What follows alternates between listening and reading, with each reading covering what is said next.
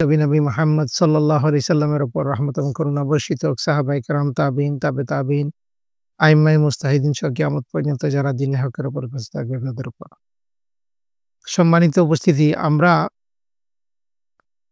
জিন, জাদু, সমস্যা এবং প্রতিকারের বিষয়ে মূল আলোচনায় যাওয়ার পূর্বে একটি বিষয় আপনাদেরকে অবগতির জন্য জানাতে চাই যে আমরা এই বিষয় নিয়ে অ্যা সারা দেশে আমরা কাজ করতে চাই। তো এই ব্যাপারে যদি কারো কোনো জায়গায় কোনো প্রোগ্রামের আয়োজন করেন, তাহলে আমাদের সাথে যোগাযোগ করতে পারেন। আমরা এই ব্যাপারে সম্পূর্ণ শুধুমাত্র যাতায়াত খরচ দিলেই আমরা গিয়ে প্রোগ্রাম করে আসবো যেকোনো জায়গা থেকে। ইনশাআল্লাহ আমরা এটা ছড়িয়ে দিতে চাই। কারণ জিন, জাদু, বদনজর এসব বিষয়ে আমাদের সমাজে যে এই সমস্যাগুলার যে প্রতিকারের যে ব্যবস্থা আছে, সেটা ব্যাপকভাবে সমাজের আপনি প্রত্যেকটা রাস্তায়, রাস্তায় দেখবেন এগুলার লিফলেট, এগুলার প্রচারপত্র লাগানো আছে। কিন্তু প্রত্যেকটাই হচ্ছে অ্যা ইসলাম বিধ্বংসী, ঈমান বিধ্বংসী এবং কুফরি সিস্টেম। তো এটা থেকে বের হওয়ার জন্য আমাদেরকে অ্যা আপ্রাণ চেষ্টা চালাতে হবে। এটা আমাদের ঈমানের সাথে সাংঘর্ষিক বিষয়। এটা আমাদের তাওহীদ এবং সুন্নাতের সাথে সাংঘর্ষিক বিষয়। এ বিষয়ে আমরা সবার দৃষ্টি আকর্ষণ করছি। তো আমরা যেহেতু আজকে আলোচনা করতেছি এখানে আমরা যারা আছি আমরা জিন, জাদু এবং বদনজর বিষয়ে আমাদের অ্যা ধারণা আছে। কারণ আমরা দ্বীন ইসলাম প্র্যাকটিস করি। ইসলামে জিনের কথা আছে। কোরআনুল কারীমে সূরা জিন নামে একটা সূরাই আছে। তো যারা জিন বিশ্বাস করে না তাদের সাথে আলোচনা করলে জিন কিভাবে এক্সিস্ট করে এ বিষয় নিয়ে কথা বলা দরকার। তো আমরা মনে করি আজকের এই প্রোগ্রামে এগুলো নিয়ে বিস্তারিত কথা বলার দরকার নাই। আমরা জানি যে জিন একটা সূরাই আছে এবং জিনের অস্তিত্ব আমরা ছোটবেলা থেকেই আমাদের আশেপাশে আত্মীয়স্বজনদের মধ্যে আমাদের আত্মীয়স্বজনদের মধ্যে আমাদের এই বিষয়ে আমাদের ছোটবেলা থেকে আমরা সামাজিকভাবে এই বিষয় সম্পর্কে আমরা জানি। জিন সংক্রান্ত বিষয়ে। জাদু, যেটাকে সাহের, একটু আগে যে আয়াত তেলাওয়াত করা হলো সূরা বাকারার ১০২ নম্বর আয়াত। সেখানে জাদু সংক্রান্ত বিষয়ে আল্লাহ সুবহানাহু ওয়া তাআলা ওমা কাফারা সুলাইমান ওয়ালাকিন্না শায়াতিনা কাফারু ইউআল্লিমুনা আন-নাসা সিহর। মানুষদেরকে শয়তান কি করত? জাদু শিক্ষা দিত। তো জাদু সংক্রান্ত বিষয়ে আমরা কুরআন থেকে পাইলাম। রাসূল সাল্লাল্লাহু আলাইহি সাল্লামের জীবনীতে আমরা জাদু পাই যে সূরা কোরআন কারীমের সব শেষের যে ২ টা সূরা আছে, সূরা ফালাক এবং সূরা নাস। এই ২ টার শানে নজুল যে কিসের জন্য এই ২ টা নাজিল হইছে, এ বিষয়ে যদি আমরা তাফসীর দেখি, তাহলে দেখতে পারবো রাসূল সাল্লাল্লাহু আলাইহি সাল্লাম উনাকেও একজন ইহুদি মহিলা জাদু করেছিল। উনি নিজেই জাদুর দ্বারা আক্রান্ত হয়েছিলেন। তাহলে জাদুর বিষয়টা আমরা কোরআন এবং সুন্নাহ থেকে প্রমাণিত। বদনজরের বিষয়টা বদনজরের বিষয়টা অনেকগুলা হাদিস দ্বারা প্রমাণিত। রাসূল সাল্লাল্লাহু আলাইহি সাল্লাম সহিহুল বুখারী হাদিসের মধ্যে বলছেন যে, আল আইনু হক, বদনজর লাগা হচ্ছে সত্য। রাসূল সাল্লাল্লাহু আলাইহি সাল্লাম অন্যান্য হাদিসের মধ্যে বলছেন, মানুষকে উপর থেকে নিচে ফেলে দেয় সেটা হচ্ছে বদনজর। বদনজর মানুষকে কবরে নিয়ে যায় আর উটকে কি নিয়ে যায়? হাঁড়িতে নিয়ে যায়। মানে উট অসুস্থ হয়ে যায়, উটের মালিক সেটাকে জবেহ করে খেয়ে ফেলে। আর মানুষকে অসুস্থ করে ফেলে, সেটা মানুষকে কবরে নিয়ে যায়।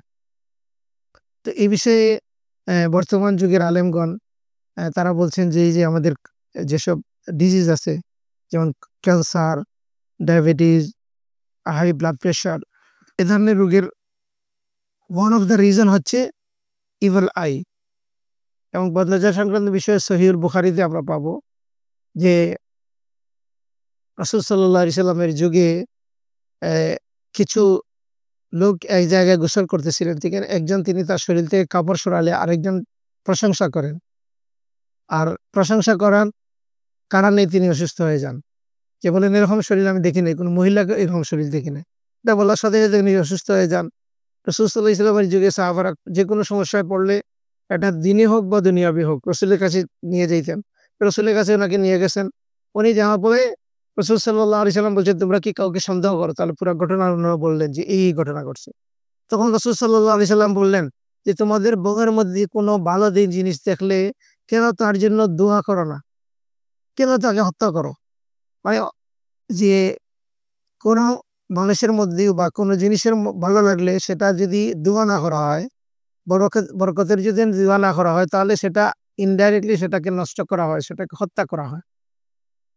তো এই জন্য রাসূল সাল্লাল্লাহু আলাইহি সাল্লাম আমাদেরকে দোয়া করতে শিখাইলেন এই হাদিসের মধ্যে। তো যদি আমরা দোয়া করি নিজের জন্য, যদি নিজের মধ্যে ভালো কোনো জিনিস দেখি তাহলে মাশাআল্লাহ বলবো। আর অন্যের জন্য দেখলে এটা আমরা বরকতের দোয়া করবো, বারাকাল্লাহ, বারাকাল্লাহু লাক, আল্লাহ বরকত দান করুক। এরকম বললে আর অসুস্থ হবে না। এবং বদনজরটা এত বেশি বদনজরটা আ এত বেশি ডেঞ্জারাস যে বদনজর নিজে থেকে নিজে লাগতে পারে। আপনি নিজেকে খুব সুন্দর লাগছেন, পরিপাটি দেখছেন, আপনার চেহারা আপনার নজর লেগে বিকৃত হয়ে যেতে পারে। আপনি খুব ভালো একটা কাপড় পরছেন, দেখছেন খুব ভালো লাগতেছে। ঘর থেকে বের হয়ে যাওয়ার সময় দেখা যাবে যে দরজায় লেগে ছিঁড়ে গেছে। আপনি জানেন না এটা বদনজরের কারণে হইতে পারে। কারণ রাসূল সাল্লাল্লাহু আলাইহি ওয়াসাল্লামের সাহাবীরা ওই যে উনি সাহাবী প্রশংসা করছিলেন। উনি ছিলেন বদরি সাহাবী। বদর যুদ্ধের স্ট্যাটাস প্রাপ্ত অংশগ্রহণকারী সাহাবী। তিনি তার দ্বারা একজন আক্রান্ত হয় এবং রাসূল সাল্লাল্লাহু এমনভাবে আক্রান্ত হয় যে সে তার হাত নড়াতে পারতেছিল না। একটু আগে সুস্থ ছিল, এই কত বড় সাথীরা যে সে অসুস্থ হয়ে গেল এবং তার হাত উঠাইতে পারতেছিল না। এমন অসুস্থ হয়ে গেল। এজন্য আমরা এই বিষয়টার প্রতি খেয়াল রাখবো। আর হাসাদের বিষয়টা, হাসাদও একটা ক্ষতিকর জিনিস। আল্লাহ সুবহানাহু ওয়া তাআলা কুরআন কারীমে আমাদেরকে বলছেন, মিন শাররি হাসিদিন ইযা হাসাদ। আমরা আল্লাহর কাছে আশ্রয় প্রার্থনা করব, যে আশ্রয় প্রার্থনা করি যিনি, যার দ্বারা হিংসুকের হিংসা থেকে। তাহলে হিংসাটা মানুষকে ক্ষতি করে, বদনজর মানুষকে ক্ষতি করে। যাদের দ্বারা মানুষ ক্ষতিগ্রস্ত হয়, জিনের দ্বারা মানুষ ক্ষতিগ্রস্ত হয়। জিন নিজে, নিজে মানুষকে আক্রমণ করে, অথবা জিন দ্বারা অন্য কেউ জিনকে মানে যারা জিনকে চর্চা করে, জিনের মানে পূজা করে, তারা জিনের মাধ্যমে জিনের সাহায্য নিয়ে কাজ করে। এটা আল্লাহ সুবহানাহু ওয়া তাআলা সূরা জিনের ৬ নম্বর আয়াতের মধ্যে আল্লাহ তাআলা বলছেন যে মানুষ জিনের কাছে আশ্রয় প্রার্থনা করে। আর জিনেরা এর মাধ্যমে কি করে? খুব অহংকার প্রদর্শন করে। কারণ সে হচ্ছে আশরাফুল মখলুকাত। সে যখন গিয়ে একটা তার চেয়ে নিচের সৃষ্টির কাছে আশ্রয় প্রার্থনা করে তখন সে অহংকার বোধ করে। তো এইজন্য আর বদনজরের বিষয়টা আরেকটা কোরআনুল কারীমের একটা ঘটনা আছে যে আমাদের ইয়াকুব আলাইহিস সালাম যখন তার সন্তানদেরকে মিশরে পাঠালেন, তখন তিনি ২য় বার যখন তাদেরকে পাঠান তখন বললেন যে তোমরা এক দরজা দিয়ে প্রবেশ করবে না। ভিন্ন, ভিন্ন দরজা দিয়ে প্রবেশ করবে। তো মুফাসসিরিনগণ এখানে বলছেন যে কিসের জন্য ইয়াকুব আলাইহিস সালাম একই দরজা দিয়ে প্রবেশ করতে নিষেধ করলেন? এটার ওয়ান অফ দ্যা রিজন হচ্ছে যে তিনি আশঙ্কা করতেছিলেন যে তার ছেলেরা মানুষের দ্বারা দৃষ্টি আকর্ষণ হবে, বদনজরে আক্রান্ত হবে। কারণ তারা ছিল সুঠাম দেহের অধিকারী, সুশ্রী এবং সুঠাম দেহের অধিকারী। এজন্য তাদেরকে ভিন্ন, ভিন্ন দরজা দিয়ে প্রবেশ করতে বলে। তো এই হচ্ছে জিন, জাদু, বদনজর বা হাসাদ সংক্রান্ত বিষয়ে সংক্ষিপ্ত আলোচনা। এখন আমরা চলে যাই যে এই বিষয়ে আমরা ইসলামের কি দিক নির্দেশনা পাই। ইসলাম হচ্ছে আমাদের একটা জীবন ব্যবস্থা, ওয়ে অফ লাইফ। জীবনের যেখানে একজন মুসলিম থাকবে তার প্রত্যেকটা জায়গায় ইসলাম থাকবে। সে যে জায়গায় থাকবে, যে অবস্থানে থাকবে, সে যে টয়লেটের ভিতরে থাকে ওইখানেও ইসলাম আছে। সে যদি স্ত্রীর সাথে ঘুমাইতে যায় ওইখানেও ইসলাম আছে। সে একা, একা ঘুমাইতে গেলে ইসলাম আছে। সে যেখানেই যাও, সে রাষ্ট্রতে গেলে ইসলাম আছে। সে আবার চৌকিদারিতে গেলে ইসলাম আছে। সে যেকোনো কাজে যাক সেখানে ইসলাম আছে। কারণ আল্লাহ সুবহানাহু ওয়া তাআলা আমাদের জন্য দ্বীন ইসলামকে আমাদের জীবন বিধান হিসেবে মনোনীত করছেন। ইন্না দ্বীনা ইনদাল্লাহিল ইসলাম। আল্লাহ সুবহানাহু ওয়া তাআলা স্পষ্ট করে বলছেন, ওমান ইয়াবতাগি গায়রাল ইসলামি দীনান ফালান ইউকবালা মিনহু। আল্লাহ ইসলাম ছাড়া অন্য কোনো জিনিস আল্লাহ গ্রহণ করবেন না। ওহু ফিল আখিরাতি মিনাল খাসিরিন। সে আখিরাতে ক্ষতিগ্রস্ত হবে। এবং ইসলামিক জীবন ব্যবস্থা আমাদের জন্য যা কিছু কল্যাণকর সবকিছুর দিক নির্দেশনা দেওয়া আছে এবং আমাদের জন্য যা কিছু অকল্যাণকর, ক্ষতিকর সব বিষয়ে সতর্কতা দেওয়া আছে। এবং এই মিশন, এই দায়িত্ব নিয়ে রাসূল সাল্লাল্লাহু আলাইহি সাল্লাম সর্বশেষ এবং চূড়ান্ত নবী হিসেবে আগমন করছেন এবং তিনি তার দায়িত্ব সুচারুভাবে পালন করে গেছেন। এবং আল্লাহ সুবহানাহু ওয়া তাআলা আমাদেরকে সূরা মায়দার ৩ নম্বর আয়াতের মাধ্যমে সেই দ্বীনটাকে কমপ্লিট করে দিয়েছেন। আল ইয়াউমা আকমালতু লাকুম দীনাকুম ওয়া আতমামতু আলাইকুম নি'মাতি ওয়া রাদিতু লাকুমুল ইসলামা দীনা। এই আয়াতের মাধ্যমে আল্লাহ সুবহানাহু ওয়া তাআলা দ্বীনকে কমপ্লিট করে দিয়েছেন। তাহলে ইসলামের মধ্যে আমরা প্রত্যেকটা বিষয়ের সমাধান পাবো। যে জিন, জাদু, বদনজর, হাসাদ এগুলা হচ্ছে প্যারানরমাল প্রবলেম। এগুলা মডার্ন মেডিকেল সায়েন্সে অনেকে এগুলো বিশ্বাস করে না, এগুলো বিশ্বাস করতে চায় না। এগুলার এফেক্ট সম্পর্কে মানুষের যেহেতু মডার্ন মেডিকেল সায়েন্স যে দুনিয়াবি শিক্ষার মধ্যে যেহেতু যা দেখা যায়, যা ছোঁয়া যায়, যা স্পর্শ অনুভব করা যায় এর বাইরে কিছু বিশ্বাস করে না। কিন্তু এগুলা আমরা বিশ্বাস করি কেন? আমাদের পার্ট অফ ইসলাম। এগুলোকে অস্বীকার করলে আমাদের ঈমান এবং ইসলাম প্রশ্নবিদ্ধ হবে। তো এই হচ্ছে জিন এবং বদনজর সংক্রান্ত বিষয়ে সংক্ষিপ্ত আলোচনা। তারপরে আমরা কেন এই বিষয় নিয়ে কথা বলতেছি বা আমাদের লক্ষ্য উদ্দেশ্য কি? আমরা চাই যে প্রত্যেকটি ব্যক্তি এমনভাবে গড়ে উঠুক যাতে সে রুকিয়ার মাধ্যমে তার নিজের এবং তার পরিবারের চিকিৎসা যতটা সম্ভব সে নিজে করতে পারে। রুকিয়া মানে হচ্ছে শরীয়ত সম্মত চিকিৎসা। জিন, জাদু, বদনজর, হাসাদ এগুলার শরীয়ত সম্মত চিকিৎসাকে রোকা বা রুকিয়া বলা হয়। ইন্নার রুকা ওয়াত তামাইমা ওয়াত তিওয়ালা শিরকুন। রাসূল সাল্লাল্লাহু আলাইহি ওয়াসাল্লাম বলছেন নিশ্চয়ই রুকিয়া, অ্যা তামাইমা এবং তিওয়ালা শিরক। কিন্তু কিন্তু অন্য হাদিসে রাসূল সাল্লাল্লাহু আলাইহি ওয়াসাল্লাম রুকিয়া করতে মানুষকে নির্দেশ দিয়েছেন। তাহলে এখানে রুকিয়া বলতে শিরক কোন রুকিয়াকে বলা হলো? যেটা শরীয়ত বিবর্জিত রুকিয়া। এমন কিছু পড়ে আপনি ঝাড়ফুঁক করলেন, যেটা মন্ত্র, যেটা কোরআন সুন্নাত নাই, যেটা কোরআন সুন্নাহ মানে কোনো মিনিংফুল না, যেটা অর্থবোধক না, হ্যাঁ? যেটা মিনিং বুঝা যায় না। এটা দিয়ে করলে ওইটা হচ্ছে শিরক।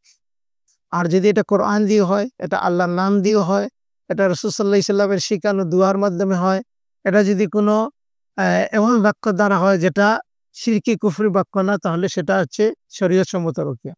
তো আমরা চাই যেন এই রুকিয়া চিকিৎসার মাধ্যমে নিজের এবং পরিবারের যথাসম্ভব নিজেরাই চিকিৎসা করতে পারে। যেটাকে বলা হয় সেলফ রুকিয়া।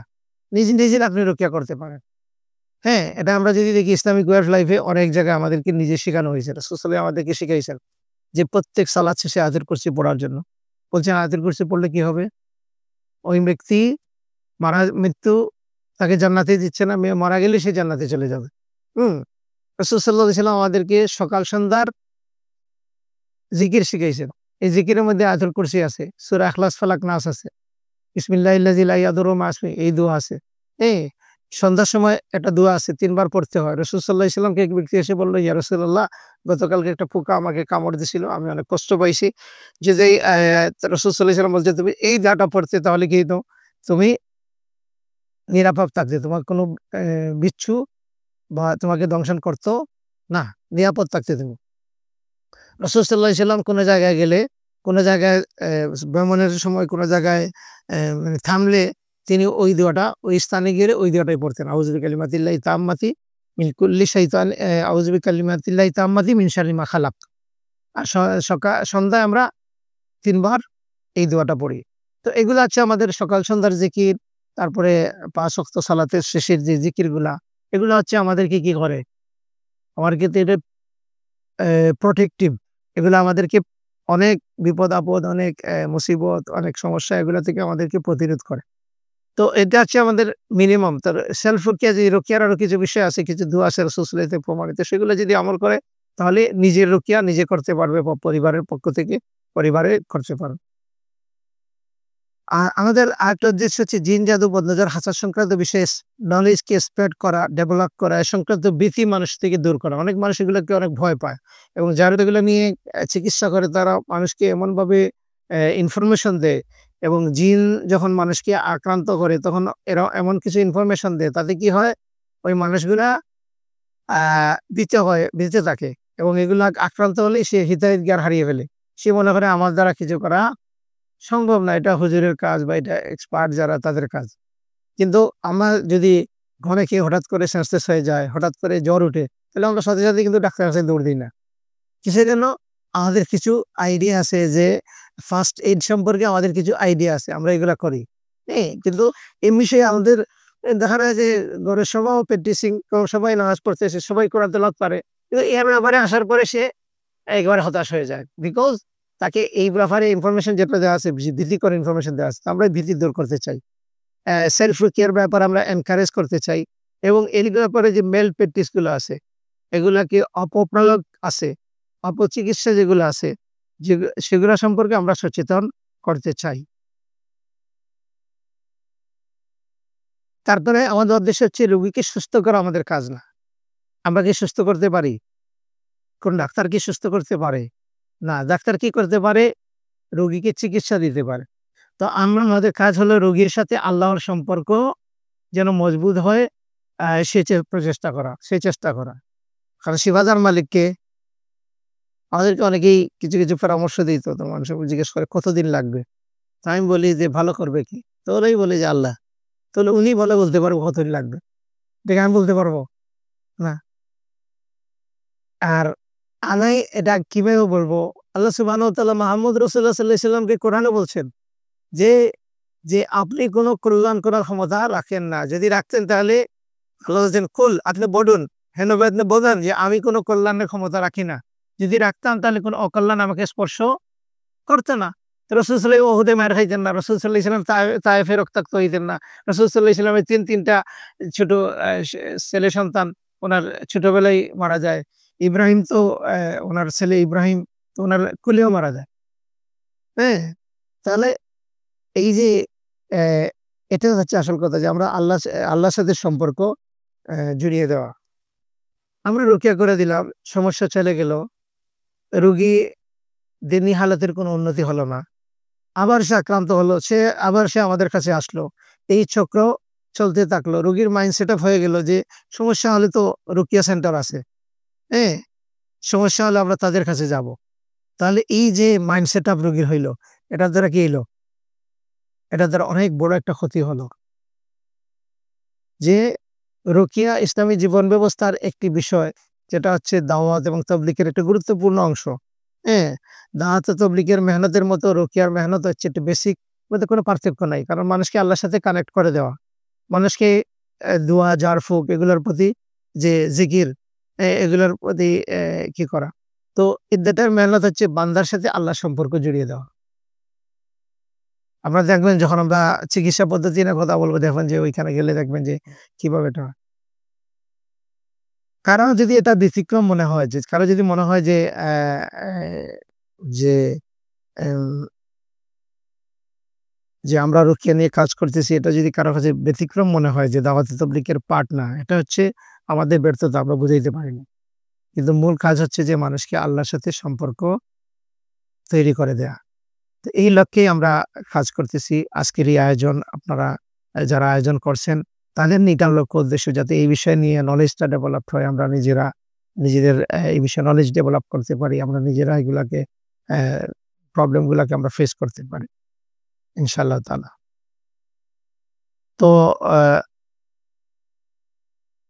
চিকিৎসা চিকিৎসা সাধারণত হচ্ছে রোকেয়া যখন চিকিৎসা জিন, জাদু এবং বদনজরে আমরা চিকিৎসা জানলাম কি? চিকিৎসা পদ্ধতির নাম কি? রোকিয়া। হ্যাঁ? তো রোকিয়া হচ্ছে ২ ধরনের। একটা হচ্ছে রোকিয়া শরিয়া আরেকটা হচ্ছে রোকিয়া শিরকিয়া। একটা হচ্ছে শরীয়ত সম্মত রোকিয়া আরেকটা হচ্ছে শিরকি রোকিয়া। হ্যাঁ? আমরা দেখি যে হারাম রোকিয়া বা শিরকি রোকিয়ার কি উপকরণ কি? অ্যা যদি শিরকি রোকিয়ার আপনি উপকরণ দেখেন তাহলে দেখবেন যে উপকরণ এটা হচ্ছে তাবিজ। যেটাকে হাদিসের ভাষায় হচ্ছে তামিমা। আর আমাদের দেশে এটার নাম হচ্ছে তাওয়িজ। তাওয়িজ হচ্ছে একটা শরীয়ত সম্মত জিনিস। তাবিজ হচ্ছে সূরা ফালাক এবং নাসকে তাওয়িজ বলা হয়। আর হাদিসে আসছে মান আল্লাকা তামামাতান, এখানে তাবিজ নাই, তামিমা। তামিমা হচ্ছে যেটা ঝোলানো হয়, যেটা লটকানো হয়, হ্যাঁ? সেটা হচ্ছে তামিমা হচ্ছে তাদের উপকরণ। যেটা আমাদের সমাজে তাবিজ বলা হয়। কড়ি, তারপরে তাগা, হ্যাঁ? এই লোহা বা তাবিজ দিয়ে ঘর বন্ধ করা। এগুলো হচ্ছে রুকিয়া শিরকিয়ার অংশ। ডিম ভাঙ্গা, পেরেক মারা, বান কাটানো, জিনের সাহায্যে চিকিৎসা বা তদবির করা। তারপরে পুকুরের পানি বা নদীর পানি দিয়ে চিকিৎসা করা। গণজ্ঞ সাধকের কাছ থেকে তদবির নেওয়া। গণজ্ঞ সাধকের কাছে তদবির নেওয়া। রোগীর নাম, রোগীর মায়ের নাম এগুলা দিয়ে তদবির করা। মানে ডিএনএ নিয়ে যায়, কালেক্ট করে। হ্যাঁ? তারপরে রোগীর চুল, চিরুনি, রক্ত, হ্যাঁ? বীর্য ইত্যাদি জিনিসপত্র ব্যবহার করে। এগুলোর মাধ্যমে চিকিৎসা করে। রাসূল সাল্লাল্লাহু আলাইহি সাল্লামকে যে জাদু করা হয়েছিল ওইখানে রাসূল সাল্লাল্লাহু আলাইহি সাল্লামের চিরুনি ছিল এবং চুল ব্যবহার করা হয়েছিল। তারপরে বান মারা বলা হয়। বান মারা মানে ব্লাক ম্যাজিক করা। জিনের মাধ্যমে কি করে হাজিরত করে বলে হাজিরত করতে হবে। হাজিরত হাজিরের জন্য কিছু পয়সা লাগবে। হ্যাঁ? তারপরে পশুর রক্ত নিয়ে তদবির করে। তারপরে বোঝা যায় না এমন বাক্য দ্বারা রুকিয়া করা। তাবিজ পুরানো, তাবিজ পুরানো ধোঁয়া সেগুলা ব্যবহার করা। তারপরে হিন্দু বা বেনামাজি, কবিরাজ, তান্ত্রিক এগুলার কাছে গিয়ে চিকিৎসা গ্রহণ করা। কবর বা রাস্তার মাটি দিয়ে তদবির করা। কবর বা রাস্তার মাটি দিয়ে তদবির করে। পাখি, মাছ, পশুর ইত্যাদি পশুর মাধ্যমে তাবিজ বাঁধা। টোটকা করা, ইস্তেখারার অপব্যাখ্যা এবং অপব্যবহার। ইস্তেখারা ইসলামের একটা গুরুত্বপূর্ণ বিষয়। কোন কাজ করতে গেলে আমাদেরকে রাসূল সাল্লাল্লাহু আলাইহি ওয়াসাল্লাম কোন কাজ করতে গেলে ইস্তেখারা পড়তে বলছেন। ইস্তেখারা হচ্ছে যে ফরজ নামাজ ছাড়া আপনি ২ রাকাত নামাজ পড়বেন। নামাজ পড়ে ইস্তেখারার দোয়াটা পাঠ করবেন। এটা সালাতের পরে নামাজের শেষ, নামাজ শেষ, সালাম শেষ, ফোঁটা ফেরানো শেষ। তারপরে আপনি ইস্তেখারার দোয়াটা পড়বেন। দোয়াটার মধ্যে কি আছে? আল্লাহ এই কাজটা, যে কাজটা আমরা করতে চাচ্ছেন, এই কাজটা আনতা আল্লামুল গায়েব, আপনি গায়েব জানেন। হ্যাঁ? আপনি যদি এই কাজটা মনে করেন আমার জন্য ভালো, এই কাজটা যদি আমার জন্য এই কাজটা যদি আমার জন্য কল্যাণকর হয় তাহলে এটা সহজ করে দেন। আর এটা যদি আমার জন্য অকল্যাণকর হয় তাহলে এটা থেকে আমাকে বিরত রাখেন। আর যে সিদ্ধান্ত হয় সেটার উপরে আমাকে সন্তুষ্ট রাখেন। এটা হচ্ছে ইস্তেখারা। তারপর আপনি কাজটা করতে গেলেন। পরামর্শ নিলেন, এক্সপার্ট যারা আছে তাদের কাছ থেকে পরামর্শ নিয়ে কাজটা করতে গেলেন। কাজটা হইছে, আলহামদুলিল্লাহ। কাজটা হয় নাই, আলহামদুলিল্লাহ। বিশাল একটা ব্যবসা ছিল, হয় নাই, আলহামদুলিল্লাহ। বিশাল এক জায়গায় আপনার মেয়ের বিয়ে ছিল, খুব ভালো পাত্র ছিল, আপনি খুব পছন্দ ছিল কিন্তু হয় নাই। ইস্তেখারা করে গেছেন, তারপরে হয় নাই। আপনি ডিপ্রেশনে যাওয়ার কিছু নাই, হতাশ হওয়ার কিছু নাই। আলহামদুলিল্লাহ। কারণ আপনি আজকেই বলছেন আল্লাহকে, আল্লাহ যদি এটা ভালো হয় তুমি আর জানো, এটা যদি আর কল্যাণকর সহজ করে দাও। আর অকল্যাণ হওয়া রাখো তাহলে এটা থেকে বিরত রাখো এবং যে সিদ্ধান্ত সে হবে সেটার উপরে আমাকে কি রাখো? সন্তুষ্ট রাখো। তাহলে মুসলমান এই ইস্তেখারা গুলো করে কোনো কাজ করলে সে কখনো ডিপ্রেসড হবে না, হতাশ হবে না। সেটা চিন্তিত হবে না, ইস! এটা চলে গেল। চাচাতো ভাইকে নিয়ে গেছিলাম, ও একটা কথা বলে একটা ঝগড়া মানে সম্পর্কটা নষ্ট করে ফেললো। তাহলে তার সাথে আর ঝগড়া করার দরকার নেই। কারণ এটাই যে যার নিচে সেটাই কাদার আল্লাহ, সেটাই আমাদের তকদিরে ছিল। বুঝছেন না? তো ইস্তেখারা হচ্ছে এই বিষয়। কিন্তু আমাদের দেশে ইস্তেখারা করে বিয়ের জন্য ইস্তেখারা করা, চুরির জন্য ইস্তেখারা করায়, রোগ নির্ণয়ের জন্য ইস্তেখারা করায়। বলে যে একটু ইস্তেখারা করে দেখেন তো এটা ডাক্তারি চিকিৎসা নাকি অন্য চিকিৎসা। তাহলে এই জন্যই যদি মানে ইস্তেখারার কাজ হইতো তাহলে হসপিটালের সামনে একজন ইস্তেখারার হুজুরের একটা চেম্বার থাকতো। আবার এই থানাতেও থাকতো যে চুর-টুর ধরার জন্য। এই এত মানে দামি ডগ স্কোয়াড এগুলার তো দরকার ছিল না। এইটা নিলেই হয়ে যেত। তো এগুলা হচ্ছে অপব্যাখ্যা। তো হালাল রুকিয়া আমরা এগুলো জানলাম যে হারাম রুকিয়ার জন্য যেগুলা চিকিৎসা করা। এ ধরনের উপকরণ যেই ব্যবহার করবে সেই হচ্ছে হারাম রুকিয়ার সাথে ইনভলভ। হালাল রুকিয়া হচ্ছে কোরআনিক চিকিৎসা, কোরআন তেলাওয়াত করা। সুন্নাহর দোয়া বা জিকির এগুলার দ্বারা চিকিৎসা করা। আল্লাহর নাম ও গুণাবলীর সাহায্যে জিকির করা। দুবার মাধ্যমে শরীর বন্ধ করা। তান্না দিয়ে নয়, তাবিজ দিয়ে নয়। শরীর বন্ধ হবে কি দিয়ে? দোয়া দিয়ে। সূরা ইখলাস, ফালাক, নাস এগুলা পড়ে হাতের তালুতে দিয়ে মাসে করবেন। আপনি অসুস্থ হলে যেকোনো সময় করতে পারেন। আর নরমালি আমরা কোন সময় করি? ঘুমানোর সময়, ঘুমানোর সময়। তারপর জমজমের পানি দিয়ে চিকিৎসা করা, বৃষ্টির পানি। রাসূল সাল্লাল্লাহু আলাইহি ওয়াসাল্লাম বেস্ট ওয়াটার হচ্ছে জমজমের পানি। তারপরে হচ্ছে বৃষ্টির পানি। তারপরে সুগন্ধিযুক্ত পানি ব্যবহার করা। তারপরে রুকিয়ার গোসল, সিজার পাউডার, সিজার দিয়ে, সিজার হচ্ছে বড়ই পাতা। বড়ই পাতা দিয়ে রুকিয়ার গোসল, হ্যাঁ? জৈতুন তেল, হ্যাঁ? রাসূল সাল্লাল্লাহু আলাইহি ওয়াসাল্লাম বলছেন জৈতুন তেল খাওয়াবো, মাখো। হ্যাঁ? এগুলোর মাধ্যমে এগুলো হচ্ছে রুকিয়া, হালাল রুকিয়ার উপকরণ। ৩ ফল ব্যবহার করা, ভিনেগার, খাল যেটা আরবিতে বলে খাল, ভিনেগার, ভিনেগারের কথা হাদিসের মধ্যে আসছে। তারপরে মধুর কথা কোরআনের মধ্যে আসছে, হাদিসের মধ্যে আসছে।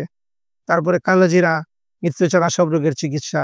তারপরে কালোজিরার তেল, তারপরে হচ্ছে সামুদ্রিক লবণ, তারপরে সানা পাতা, হ্যাঁ? সানা মাক্কি, সোনা পাতা বা সানা পাতা যেটাকে রাসূল সাল্লাল্লাহু আলাইহি ওয়াসাল্লাম মৃত্যু ছাড়া অন্য রোগের চিকিৎসা বলে অন্য একটা হাদিসে বর্ণনা করছেন। তারপরে রুকিয়া করা পানি, হ্যাঁ? আজওয়া, খেজুর, সুন্নতি আমলসমূহ, বড়ই পাতা, সিদর পাতা, আরবিতে বলে সিদর বড়ই পাতাকে। বিভিন্ন অঙ্গ দেওয়া পানি। ওই যে এক ব্যক্তির কথা বলছিলাম যিনি বদরি সাহাবী ছিলেন, তার দ্বারা কি হয়েছিল? মনে আছে?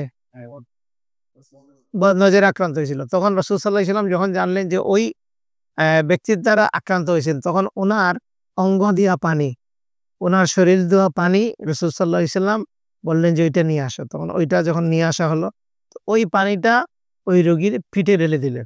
কোথায় ঢাললেন? মাথায় না পিঠে? পিঠে ঢেলে দিলেন। একটু পরেই ওই লোক যে একটু আগে হাত উঠাইতে পারতেছিল না, সে আবার পুরোপুরি সুস্থ হয়ে গেল। সুবহানাল্লাহ। এটা হচ্ছে ওয়ান অফ দ্যা ট্রিটমেন্ট। আপনার বাসায় আসছে আপনার বোন। আসিয়া আপনার বাচ্চাকে খুব প্রশংসা করে চলে গেছে। যাওয়ার পরে দেখা গেল বাচ্চা অসুস্থ হয়ে গেছে। তাহলে এখানে সাসপেক্টেড পিপল কে? আপনার বোন, বাচ্চার ফুফু। তাহলে ফুফুর অঙ্গ দিয়ে পানি এনে ওর পেটে ঢেলে দিলে কি হয়ে যাবে? ইনশাআল্লাহ সুস্থ হয়ে যাবে। কিছুদিন আগে একটা আরবি স্টোরি আসছে, আরবি একটা কাহিনী অ্যা অনলাইনে আসছে। যে এক ব্যক্তি তার বিয়ের দিন সে অন্ধ হয়ে যায়। তো আগামী মানুষ তো তারা বুঝছে যে কেউ বদনজর-টজর লাগছে। তারা বিয়েবাড়িতে ছিল যারা সবার অঙ্গ ধোয়া পানি এনে তাকে সবার হাত ধোয়া পানি এনে তাদেরকে চিকিৎসা করাইছে, কোনো উপকার হয় নাই। তারপরে আরো বিভিন্ন জায়গায় গেছে। তো যাদের কাছে চিকিৎসা করতে গেছে ওরা বলছে যে এটা তো বদনজর লাগছে। এখন ওই ব্যক্তির অঙ্গ দেওয়া পানি এনে ঢাললে পানি দিয়ে চিকিৎসা দিলে সে সুস্থ হবে, অথবা ওই লোক মারা গেলে সে সুস্থ হবে। হঠাৎ করে একদিন সকালে উঠে দেখে সে তার চোখ ভালো হয়ে গেছে। তো বাড়িতে গেছে, তো সে এই ইনফরমেশন জানানোর জন্য তার মায়ের ফোনে ফোন দিছে। তো তার ভাই ফোন ধরছে। তো ভাই ফোন ধরার পরে ভাই বলতেছে যে, "আম্মা কোথায়? আমি তো চোখ এরকম ভালো হইছে।" তখন বলতেছে, "আম্মা একটু আগে মারা গেছে।" তো মায়ের কাছ থেকে কি রাখছে? বাচ্চার বদনজর লাগছে। তো আমরা তো এরকম বিশ্বাসই করব না। কি বললাম? মা বদনজর, বদনজর কি কেউ নিজের ইচ্ছায় লাগায়? বদনজর এক জিনিস আর হাসাদ এক জিনিস। বদনজরটা এমনি লাগে। আল্লাহর ইচ্ছায় এটা লাগে। যে আপনার থেকে আপনার লাগতে পারে, আপনার থেকে আপনার সন্তানের লাগতে পারে, হ্যাঁ? আপনার থেকে আপনার প্রতিবেশী ভালো একটা গাড়ি যাচ্ছেন, আপনি বলছেন যে, "কি ভালো গাড়ি।" তারপরে দেখা যাবে ওইটা একটু পরে অ্যাক্সিডেন্ট হয়ে গেছে, বা অ্যাক্সিডেন্ট হয় নাই, একটা রিক্সা সাইড দিয়ে একটা স্পট ফেলে দিছে। আর যদি বলেন যে, "বারাকাল্লাহ, মাশাআল্লাহ, আল্লাহ বরকত দান করুক।" তারপরে আপনার দ্বারা আর কোনো ক্ষতি হবে না। তাহলে অঙ্গ দেওয়া পানি হচ্ছে একটা চিকিৎসা, হ্যাঁ? তারপরে আরো হচ্ছে গড়া সূরা বাকারা তেলাওয়াত করা। রাসূল সাল্লাল্লাহু আলাইহি সাল্লাম ঘর বন্ধ শিখাইছেন। আমাদের দেশে অ্যা অনেকেই আছে, মোল্লারা এসে ঘর বন্ধ করে। কি করে? বাড়ির চারপাশে আজান দেয়, আজান দিয়ে অ্যা তাবিজ পুঁতে দেয়। কোনো, কোনো জায়গায় আছে মাটি ছিটাইয়া বন্ধ করে দেয়। হ্যাঁ? আর ঢাকা শহরে শহরগুলোতে এসে দেখলাম যে শহরে তো আর ওই কি পুঁততে পারে না। ওই স্টিলের লোহা নিয়ে আসে, স্টিলের খিলা, ওইগুলা ঘরের চার কোনায় পেরেক মেরে দেয়। সব বন্ধ করে। আর রাসূল সাল্লাল্লাহু আলাইহি সাল্লাম আমাদেরকে ঘরবন্দা শিখাইছেন সূরা বাকারা তেলাওয়াত করা। যে ঘরে সূরা বাকারা তেলাওয়াত করা হবে সেই ঘরে শয়তান প্রবেশ করবে না। জাদু থাকলে জাদু নষ্ট হয়ে যাবে। এবং রাসূল সাল্লাল্লাহু আলাইহি সাল্লাম আমাদেরকে আরো শিখিয়েছেন যে ঘরে আল্লাহর নাম নিয়ে প্রবেশ করা হয় সেগুলো কি হয়? সে ঘরে কি করে? শয়তান থাকে না। যে ঘরে আল্লাহর নাম নিয়ে খাবার খাওয়া হয় শয়তান, সে ঘরে কি করে না? খাবারের জায়গা পায় না। তখন রাসূল সাল্লাল্লাহু আলাইহি সাল্লাম বললেন যে, "কি করে? শয়তান তখন কি বলে? যেখানে থাকারও ব্যবস্থা নাই, খাওয়ারও ব্যবস্থা নাই। তখন তাহলে ওদের জন্য অন্য জায়গা দেই।" কে সূরা বাকারা, সূরা বাকারা আমাদেরকে তেলাওয়াতে আমল করতে হবে, হ্যাঁ? তারপরে আতর ব্যবহার করা, সুগন্ধি। রাসূল সাল্লাল্লাহু আলাইহি ওয়াসাল্লাম সুগন্ধি পছন্দ করতেন। যেকোনো জায়গায় ঘরে যদি সুগন্ধি থাকে, এবং অনেক জায়গায় জিন-টিন যেসব যাদের বাড়িতে আক্রমণ করে তাদের এখানে দুর্গন্ধ থাকে। দেখা যায় হঠাৎ করে দুর্গন্ধ পায়, হ্যাঁ? আর যেসব জায়গায় দুর্গন্ধ থাকে, নোংরা জায়গা থাকে, ওইখানে জিনদের বসবাস। এজন্য আমরা যখন টয়লেটে যাই তখন দোয়া পড়তে হয়, আল্লাহুম্মা ইন্নী আউযু বিকা মিনাল খুবসি, মানে পুরুষ এবং নারী জিন থেকে আল্লাহর কাছে আশ্রয় প্রার্থনা করা হয়। হুম? তাহলে এই আতর ব্যবহার করা, বখুর ব্যবহার করা, সুগন্ধি ব্যবহার করা। তারপরে হিজামা ওয়ান অফ দ্য ট্রিটমেন্ট হচ্ছে রুকিয়া শরিয়া, পার্ট অফ রুকিয়া শরিয়া। হিজামা ইন্ডিভিজুয়াল একটা চিকিৎসা ব্যথা বা শারীরিক চিকিৎসার শারীরিক অসুবিধার জন্য। বাট যারা জাদুগ্রস্ত হয়, জিন আক্রান্ত হয় বা বদনজর আক্রান্ত হয়, তাদের যখন প্যারানরমাল প্রবলেমের কারণে শারীরিক অসুবিধা দেখা দেয়, সেক্ষেত্রেও হিজামা, রাসূল সাল্লাল্লাহু আলাইহি ওয়াসাল্লাম হিজামা সংক্রান্ত অনেক হাদিস আছে। প্রায় যেসব হাদিসের কিতাবে কিতাবুত তিব আছে, চিকিৎসা অধ্যায় আছে, সেখানে গেলেই পাবেন যে হিজামার কথা রাসূল সাল্লাল্লাহু আলাইহি ওয়াসাল্লাম বলছেন। এটা হচ্ছে best of the all treatment. এটা হচ্ছে সর্বোত্তম চিকিৎসা। রাসূল সাল্লাল্লাহু আলাইহি ওয়াসাল্লাম নিজেও তার জাদুগ্রস্ততার জন্য বা বিভিন্ন শারীরিক সমস্যার কারণে তিনি বিভিন্ন সময় হিজামা করাইছেন। তিনি রোজা অবস্থায় হিজামা করাইছেন, তিনি ইহরাম অবস্থায় হিজামা করাইছেন, তিনি বিভিন্ন পা মচকে গেছিল এজন্য হিজামা করাইছেন। তাও কেউ এসে মাথা ব্যাথার কথা বললে তিনি হিজামা করাইতেন। তিনি তার যুগে পুরুষরাও হিজামা করছে, মহিলারাও হিজামা করছে এবং সাহাবাদের সময় এটা ব্যাপকভাবে প্রচলন ছিল হিজামা। এবং বর্তমান বিশ্ব আ ব্যাপক সমাদৃত হচ্ছে হিজামা। বিশেষ করে আমরা তো ইউরোপিয়ান, আমরা ওয়েস্টার্ন ওয়ার্ল্ডকে আমরা ফলো করি। তো বিশেষ করে পাশ্চাত্য ইউরোপের ইংল্যান্ডে ব্যাপকভাবে হিজামার প্রচলন আছে। হিজামা যেটা আরবি শব্দ, যার বাংলা হচ্ছে অ্যা শিঙ্গা লাগানো কেউ বলে। বাট শিঙ্গে এবং হিজামার মধ্যে একটু পার্থক্য আছে, হ্যাঁ? তো শিঙ্গে টাইপের, কিন্তু এটাকে ইংরেজিতে বলে কাপিং। একটা কাপ দিয়ে নির্দিষ্ট স্থানে কাপ লাগিয়ে ওইখান থেকে নেগেটিভ প্রেশার সৃষ্টি করে ওইখান থেকে টক্সিন বের করা হয় হালকা স্ক্র্যাচ দিয়ে, হ্যাঁ? তো এটা রাসূল সাল্লাল্লাহু আলাইহি ওয়াসাল্লাম মাথায় করাইছেন, ঘাড়ে করাইছেন, পায়ে করাইছেন। ওনার থেকে বিভিন্ন হাদিসে প্রমাণিত আছে। আর যেকোনো সমস্যার জন্য, বিশেষ করে পেইন ম্যানেজমেন্টের জন্য খুবই কার্যকর। তারপরে যাদের প্যারানরমাল প্রবলেম আছে, জিন জাদু বদনজর আছে, তাদের জন্য কার্যকর। আর যেকোনো কোমর ব্যথা, আর্থ্রাইটিস এগুলার জন্য, বা কি ফ্রোজেন শোল্ডার, এগুলার জন্য খুবই কার্যকর একটা চিকিৎসা পদ্ধতি হচ্ছে কাপিং। বর্তমানে ঢাকা শহরে অনেকগুলাই, উত্তরাতে অনেকগুলা কাপিং সেন্টার আছে আলহামদুলিল্লাহ। হ্যাঁ? তারপরে রাসূল সাল্লাল্লাহু আলাইহি সাল্লাম শরীয়ত সম্মত যে চিকিৎসার উপকরণের মধ্যে একটা উপকরণ হচ্ছে আজকার সাবা ওয়াল মাসা, সকাল এবং সন্ধ্যার জিকির। ওরা একটু আগে জিকির সংক্রান্ত বিষয়ে কথা বললাম। তারপরে সাদাকা করা। রাসূল সাল্লাল্লাহু আলাইহি সাল্লাম বলছেন, সাদাকা বালা মুসিবতকেও দূর করে দেয়। হ্যাঁ? তারপরে আরেকটা হচ্ছে দোয়া করা। রাসূল সাল্লাল্লাহু আলাইহি সাল্লাম দোয়ার ব্যাপারে কি বলছেন? যে বিপদ আসছে সেটাও দূর করে, আর যেটা আসবে সেটাওকে কি করে দেয়? প্রতিরোধ করে দেয়। তাহলে এগুলো হচ্ছে আমাদের এই শরীয়ত সম্মত চিকিৎসা উপকরণ। ১ম এ বললাম যে রুকিয়া শিরকিয়ার উপকরণ, আর পরে বললাম রুকিয়া শরিয়ার উপকরণ। শরীয়ত সম্মত জীবনযাপন যদি আমরা করি, তাহলে ইনশাআল্লাহ তাআলা আমরা এ এই এগুলা থেকে বেঁচে থাকতে পারব। আরেকটা বিষয় হচ্ছে যে যখনই চিকিৎসাতে চলে আসবেন, চিকিৎসা হচ্ছে ২ ধরনের। একটা হচ্ছে প্রতিরোধমূলক, আর একটা হচ্ছে প্রিভেন্টিভ, একটা কিউরেটিভ। একটা হচ্ছে প্রতিরোধ করা, আরেকটা হওয়ার পরে এটাকে কিউর করার জন্য প্রতিষেধক হিসেবে ইউজ করা হয়। একটা প্রতিরোধক, একটা প্রতিষেধক। তো প্রতিরোধক এটা কি জায়েজ আছে ইসলামে? ইসলামে কি প্রতিরোধক জায়েজ আছে? হ্যাঁ, জায়েজ, জায়েজ। রাসূল সাল্লাল্লাহু আলাইহি ওয়াসাল্লাম আমাদেরকে অনেক দোয়া শিখিয়েছেন। এই যে একটা দোয়া শিখাইলেন, আউযু বিকালিমাতিল্লাহি তাম্মাতি মিন শাররি মা খালাক। এটা কি প্রতিষেধক না প্রতিরোধক? প্রতিরোধক। এটা টিকার মতো, যে আপনি আগে এটাকে স্টপ করে দেওয়া, যাতে যাতে না হয়। তাহলে ইসলাম অ্যালাও করে যে ২ ধরনের চিকিৎসা, যেটা মডার্ন মেডিকেল সায়েন্সও বলছে যে ২ ধরনের চিকিৎসা। কিছু আমরা যাতে রোগ না হয়, আপনার বডির যদি ইমিউন সিস্টেম যদি আপনি আঁক করে রাখেন, তাহলে অনেক রোগ আপনাকে কি হবে না।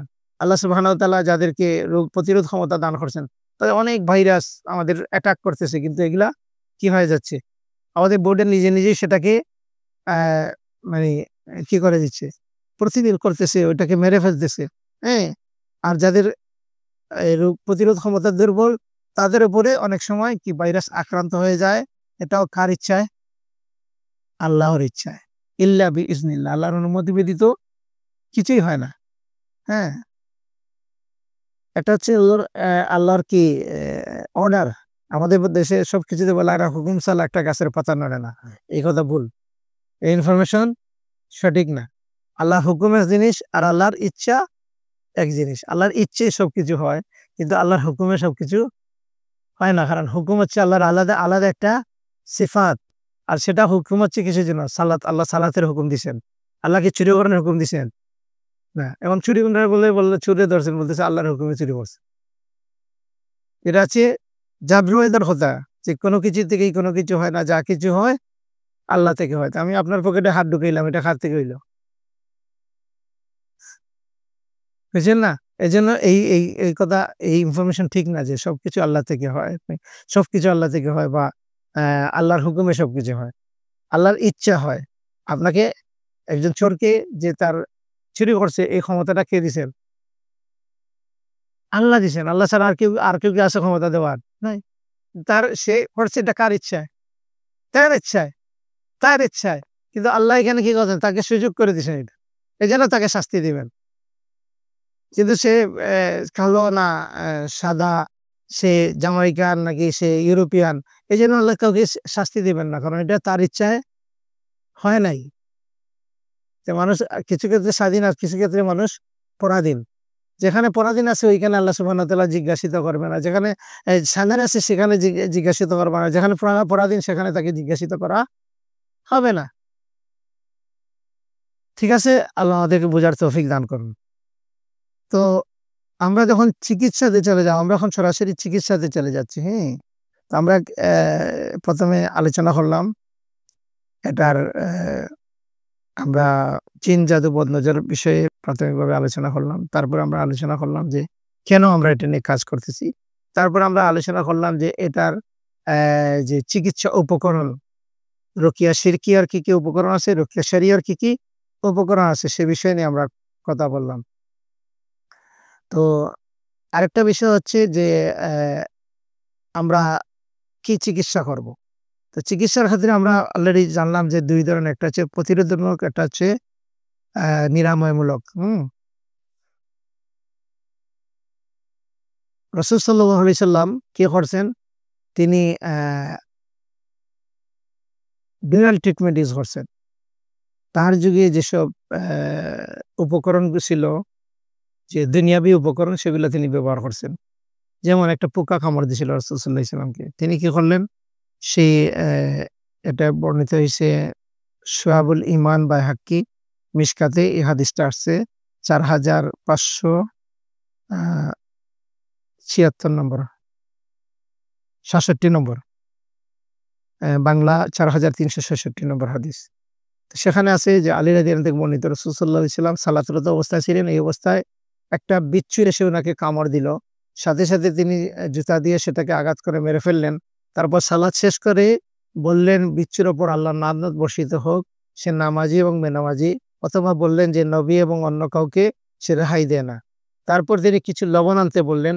আর লবণ মিশ্রিত পানি পাত্রে মিশ্রণ করে সেটা ওই জায়গায় ঢাললেন এবং সেই স্থানে তিনি মুছতে লাগলেন এবং সূরা ফালাক এবং নাস দ্বারা ওই স্থান রুকিয়া করতে লাগলেন। তাহলে রাসূল সাল্লাল্লাহু আলাইহি ওয়াসাল্লাম এখানে কি করলেন? রুকিয়া করলেন। সাথে, সাথে উনার যুগে যে লবণ পানিকে মডার্ন মেডিকেল সায়েন্স এ কি বলা হয়?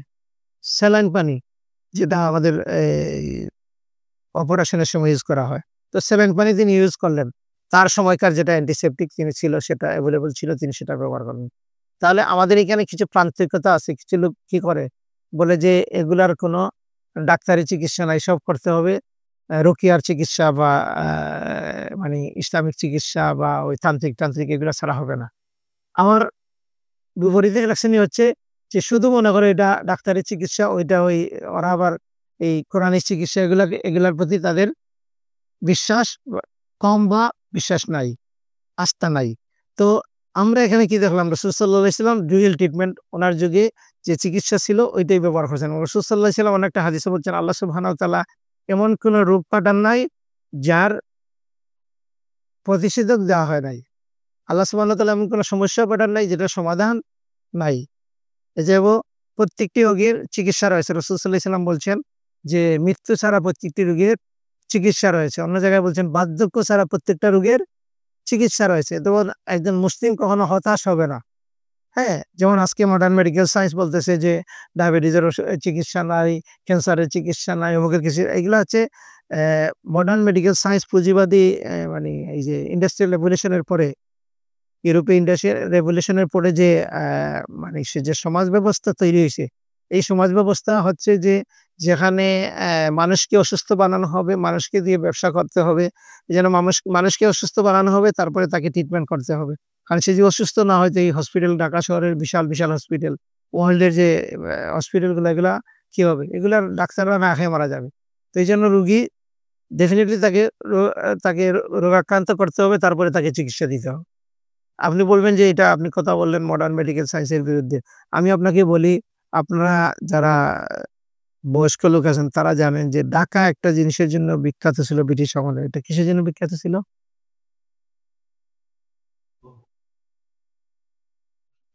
হ্যাঁ, ঢাকা কিসের জন্য? মসলিন কাপড়ের জন্য বিখ্যাত ছিল। ছিল না? ওই যে কোন জায়গা? সোনারগাঁ, সোনারগাঁ। কোনটা বিলুপ্ত হইল কিভাবে? ব্রিটিশরা আসে ব্রিটিশরা আসে যারা এগুলা তৈরি করতো, তাঁতরা যারা ছিল তাদের কি করলো? আঙ্গুল কেটে দিল। কারণটা কি? এরা যাতে তৈরি না হয়। এরা তৈরি হলে কি হয়? তাহলে তখন ইন্ডাস্ট্রিয়াল রিভলিউশন হচ্ছিল। তো ওটার জন্য থ্রেট ছিল ওইটা। ওই থ্রেটটাকে ধরে কি করলো? আজকে যদি আপনি চিকিৎসা না করেন আপনাকে মারবে, নাইলে মেন্টাল করে মানে পাগলা গারদে ঢুকিয়ে রাখবে। কারণ তাদের তাদের হচ্ছে যে না, কিছু রোগ রোগ দিয়ে আপনাকে মানুষকে রোগী বানাবে, তারপরে ব্যবসা করবে। এটা আমার কথা না। আমেরিকান সায়েন্টিস্টরা, তারা বলতেছে আমেরিকার ইকোনমিটা যখন যে মানুষকে অসুস্থ বানাবে, তারপরে মানুষকে সুস্থতার জন্য সেইগুলা নিয়ে ব্যবসা করবে। তো এই স্যার ইসলাম কি বলতেছে? ইস ইসলাম আমাদেরকে বলতেছে কি, আল্লাহ সুবহানাহু ওয়া তাআলা এমন কোন রোগ টাকার নাই যেটা চিকিৎসা দেন নাই। তো ইসলাম আমাদেরকে আশাবাদী করতেছে, হতাশ করতেছে না। আসল রোগীকে দেখলে কি দোয়া করতে হয়? লা বাসা তাহারা ইনশাআল্লাহ, তাকে এনকারেজ করা যে আপনি চিন্তা করবেন না, দুশ্চিন্তা হবেন না। এখনকার ওয়ার্ল্ড পুরানো সবচেয়ে বেশি রোগী হচ্ছে কিসের রোগী? ডিপ্রেশনের রোগী, সাইকো পেশেন্ট বেশি। কিসের জন্য? তার সবকিছু তাকে এমনভাবে তাকে সাইকো বানাইয়া রাখতেছে, সে হতাশ। হতাশা হচ্ছে বর্তমানে সবচেয়ে বেশি মানে মানুষ মানুষ অসুস্থ। কারণ কি? যে তার সব দুনিয়ার প্রতি তাকে এমনভাবে আক্রান্ত করা, মানে আকৃষ্ট করা হয়েছে যে এটাতে কোনো একটা জিনিস সে না পারলেই সে কি হয়ে যায়? হতাশ হয়ে যায়। ইসলাম আমাদেরকে হতাশ হতে, রাসূল সাল্লাল্লাহু আলাইহি ওয়াসাল্লাম, আল্লাহ সুবহানাহু ওয়া তাআলা কোরআনে কি বলছেন? যে আল্লাহর রহমত থেকে নিরাশ করা না। আর শয়তানের কাজ হচ্ছে কি করা? মানুষকে হতাশ করা, নিরাশ করা। আর আল্লাহর কাজ হচ্ছে, আল্লাহ হচ্ছেন মানুষকে ক্ষমা করেন। হ্যাঁ? মানে আপনি অপরাধ করছেন। তে শয়তান এসে বলবে তোমার এই অপরাধ কখনো ক্ষমা হবে না। হ্যাঁ? তোমার এই রোগ ভালো হবে না। কেউ এখন জিন শয়তান করতে বলতেছে, আর নাইলে মানুষ শয়তান বলতেছে। মিনাল জিন্নাতি অন্নাস। এই জিন শয়তান অথবা মানুষ শয়তান আপনাকে এরকম হতাশ করে রাখতেছে। আর ইসলাম বলতেছে আপনি হতাশ হবেন না। আল্লাহ সুবহানাহু ওয়া তাআলা আমাদেরকে বুঝার তৌফিক দান করুন। তো সম্মানিত উপস্থিতি, ঈমান নষ্টকারী কিছু চিকিৎসক আছে, জ্যোতিষী, জাদুকর, গণক, মহাজাতক, জিন সাধক, তান্ত্রিক, গুরুজি, ফকির, কবিরাজ, বন্ড হুজুর, ধোঁকাবাজ মোল্লা, এগুলো হচ্ছে চিকিৎসা করে, কিন্তু এগুলো হচ্ছে ঈমান নষ্টকারী চিকিৎসক। এদের কাছ থেকে চিকিৎসা নেয়া যাবে না, সচেতন থাকতে হবে। চিকিৎসা সম্পর্কে আমরা ইতিমধ্যেই বলছি যে চিকিৎসা রুকিয়া শরীয়ত সম্মত কেউ যদি চিকিৎসা দিয়ে সেটা গ্রহণ করবো। রুকিয়া শিরকিয়া উপকরণ কেউ ব্যবহার করে, আমরা এটা থেকে জানবো না। রুকিয়া শিরকিয়া যে উপকরণগুলো খারাপ ব্যবহার করবে, এই তান্ত্রিক, জাদুকর, জ্যোতিষী, কবিরাজ, এইসব মোল্লারা এগুলা ব্যবহার করে। আপনি কিভাবে চিনবেন যে একটা লোক তান্ত্রিক কিনা না? চিনার লক্ষণ হচ্ছে যে সর্বপ্রথম সে রোগীর নাম জিজ্ঞেস করবে, রোগীর মায়ের নাম জিজ্ঞেস করবে। হ্যাঁ? তারপরে ধরে থেকে কি বলে দিবে? রোগ বলে দেবে। তারপরে রোগীর বিপরীতে জিনিস চাইবে। নখ, চুল, কাপড়। আপনি বলছেন যে স্বামী-স্ত্রীর মিল না, আমার স্বামীর সাথে আমার মিল নাই। বলবে যে আপনার স্বামীর নখ নিয়ে আসবেন। আপনার স্বামীর একটা কাপড় দিবেন যেটা তিনি ব্যবহার করেন। মানে সে কি করবে? সে এনে জাদু করবে। এখন আপনি করছেন আপনার স্বামীর প্রতি জাদু, যে স্বামীকে কিভাবে আকৃষ্ট করা যায়, বা আপনি আপনার ওয়াইফকে করছেন কিভাবে ওয়াইফকে আকৃষ্ট করা যায়। হ্যাঁ? তারপরে দেখা গেল যে এই এটা জানার বা এইটার যখন কার্যকারিতা শুরু হয়ে গেল, তখন দেখা গেল যে আপনার আম্মা গেছে আরেকজনের কাছে গিয়া কিভাবে ওইটাকে আলাদা করা যায় আরেকটা জাদু করলো। তাহলে এক এক রোগী কয়টা জাদু দ্বারা আক্রান্ত হইল? ২ টা। কারণ ২ টা একটা হয়ে গেলে মানুষের অবস্থা খারাপ হয়ে যায়। তো ২ টা হওয়ার পরে দেখা যায় ওইটা মেন্টাল হয়ে গেছে, পুরা পাগল হয়ে গেছে। সে ঘুমাইতে পারে না। সে বিভিন্ন ধরনের শারীরিক, মানসিক, ব্যবসায়িক বিভিন্ন সমস্যা হচ্ছে মানে পড়ে গেল। তারপরে কি বললেন যে মন্ত্র লিখবে, তারপর মন্ত্র পাঠ করবে, তারপরে রোগীকে নির্দিষ্ট সময় কোথাও মানে আবদ্ধ থাকতে বলবে। এগুলো হচ্ছে চেনার উপায় যে এগুলো তান্ত্রিক। কোনো জিনিস পুঁতে দিতে বলবে। তারপরে এই তাবিজ-তোমার এগুলা জ্বালাবে, এটা তো আমরা আগেই বলছি। তারপরে দেখা যাবে যে কিছু খাবারের সাথে কোনো জিনিস মিশ্রণ করে দেবে। হ্যাঁ? না জেনে বলবে যে খাওয়াই দিন, চিনি পোড়া খাওয়াই দিবেন, এই পোড়া খাওয়াই দিবেন। না জানিয়ে যেটা, এবং সে এটা পড়ে দেবে। সে পড়ে দেবে। আর আমাদের কাছে আসলে আমরা কি বলি যে আপনি নিজেই পড়বেন। আপনি নিজেই পড়বেন। কারণ আপনি সূরা ফাতিহা জানেন, আয়াতুল কুরসি জানেন। ইসলাম যখনই চিকিৎসা সংক্রান্ত যে আয়াতগুলা, যে সূরাগুলা আছে ওইগুলা কিন্তু কঠিন না। এখন কিছু রাকিরা কঠিন লম্বা, লম্বা আয়াত, লম্বা অমুক সূরার ওই আয়াত, অমুক সূরার ওই আয়াত এগুলা বলে। তো বললে কি হলো? ইনডাইরেক্টলি আপনি ডিপেন্ডেন্ট হয়ে গেলেন। কারণ আপনি এগুলা পারেন না। ওই সূরা খুঁজে পাবেন না, ওই আয়াতিটা খুঁজে পাবেন না। তখন আপনি গিয়ে বলবেন, "হুজুর আপনি একটু পড়ে দিলেই তো হয়।" কিন্তু ইসলাম দিয়ে যদি চান, কোরআন সুন্নাহ দিয়ে দেখেন যে কি কথা বলা হইছে? সূরা ফাতিহার কথা, সূরাতুশ শিফা, আয়াতুল কুরসির কথা। এগুলা কমনলি সবাই জানে। সূরা ইখলাস, ফালাক, নাস, সূরা কাফিরুন, শেষ। এই কোরআনের এইগুলা বলা হইছে। আর এখন ৩৩ আয়াত নামে একটা সূরা আরেকটা বানাই ফেলছে আমাদের দেশে। শরীফুরের লোক বলে যে ৩৩ আয়াত পড়ে আমি আমল করি। আমি বললাম এই সূরাটা কোরআনের কোন জায়গায় আছে? ৩৩ আয়াত নামে কোন সূরা আছে?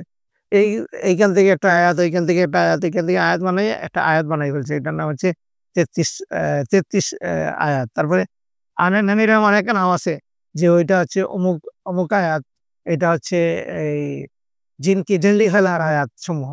তো কয়েকটা আয়াত মুখস্থ করে একত্রিত করে এটাই করছে। এইভাবে মানে রোকিয়ার নামে অনেক জায়গায় এরকম চলতেছে।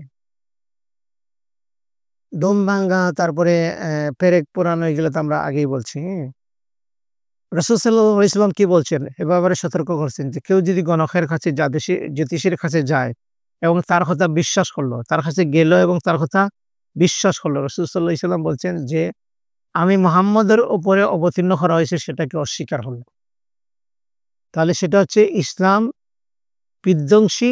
যদি কেউ আর্রাফের কাছে যায়, জ্যোতিষীর কাছে যায়, গণকের কাছে যায়, তান্ত্রিকের কাছে যায়, যারা শয়তানের শক্তিকে ব্যবহার করে, জিনের শক্তিকে ব্যবহার করে, তাদের কাছে গেলে তাদের ঈমান নষ্ট হয়ে যাবে। আর সহিহ মুসলিমের বর্ণনায় আসছে রাসূল সাল্লাল্লাহু আলাইহি ওয়াসাল্লাম বলেছেন, যে ব্যক্তি গণক বা জ্যোতিষীর কাছে যাবে, তাকে কোনো কথা জিজ্ঞেস করবে, বিশ্বাস করবে না। শুধু যাবে এবং তাকে কোনো জিনিস জিজ্ঞাসা করবে, ৪০ দিন তার সালাত কবুল হবে না। ৪০ দিন সালাত কবুল হবে না। অতএব আপনি চিকিৎসা কার কাছ থেকে নিচ্ছেন এই ব্যাপারে সতর্ক থাকতে হবে। আমরা যে হাদিসগুলা বলছিলাম বুখারীর হাদিস, আল্লাহ সুবহানাহু ওয়া তাআলা এমন কোন রোগ পাঠান নাই যার আরোগ্যের ব্যবস্থা দেন নাই। সহিহুল বুখারী ৫৬৭৮ নম্বর হাদিস। এটা ইমাম তিরমিজিও বর্ণনা করছেন, ইমাম ইবনে মাজাহ বর্ণনা করছেন। অন্য হাদিসে রাসূল সাল্লাল্লাহু আলাইহি ওয়াসাল্লাম বলছেন, প্রতিটি রোগের প্রতিকার রয়েছে। যথাযথ ওষুধ প্রয়োগ করে আল্লাহর ইচ্ছায় আরোগ্য লাভ হয়। সহিহ মুসলিমের হাদিস। বুখারীর পরে সবচেয়ে বিশুদ্ধ হাদিসের কিতাব সহিহ মুসলিম, সেটার হাদিস। অন্য হাদিসে রাসূল সাল্লাল্লাহু আলাইহি ওয়াসাল্লাম কুরআন দ্বারা চিকিৎসার কথা বলছেন। আল্লাহ বলছেন যে, "অনুনাজ্জিলু মিনাল কুরআনি মা হুয়া শিফা।" এই কোরআন হচ্ছে শিফা। হ্যাঁ? এবং এটা হচ্ছে মুমিনদের জন্য আরোগ্য এবং রহমত স্বরূপ। অ্যা আল্লাহ সুবহানাহু ওয়া তাআলা সূরা ফুssiলাতের মধ্যে বলছেন, যারা ঈমান আনে তাদের জন্য এই কোরআন হচ্ছে সঠিক পথের দিশারি ও আরোগ্য। হ্যাঁ? এটা হচ্ছে তাদের জন্য আরোগ্য দানকারী। আর কোরআন কাফেরদেরকে রোগ বৃদ্ধি করে দেয়। ইমাম ইবনে মাজাহ বর্ণনা করছেন যে, উত্তম চিকিৎসা হলো আল কোরআন। হ্যাঁ? যে ঘরে কোরআন তেলাওয়াত, জিনগ্রস্ত রোগী, আপনি একটা জিনগ্রস্ত রোগী পাইছেন না? এখন আপনি তো সূরা বাকারাই হয়তো পড়তে পারেন না। অনেকে আছে সূরা বাকারা পড়ার মতো লোক ঘরের মধ্যে নাই। তাহলে আপনি কিভাবে চিকিৎসা করবেন? আপনি সূরা ফালাক আর নাস পারেন, ওই ২ টাই পড়তে থাকেন। ০.৫ ঘন্টা, ১ ঘন্টা পড়েন, দেখবেন জিন ভাগবে।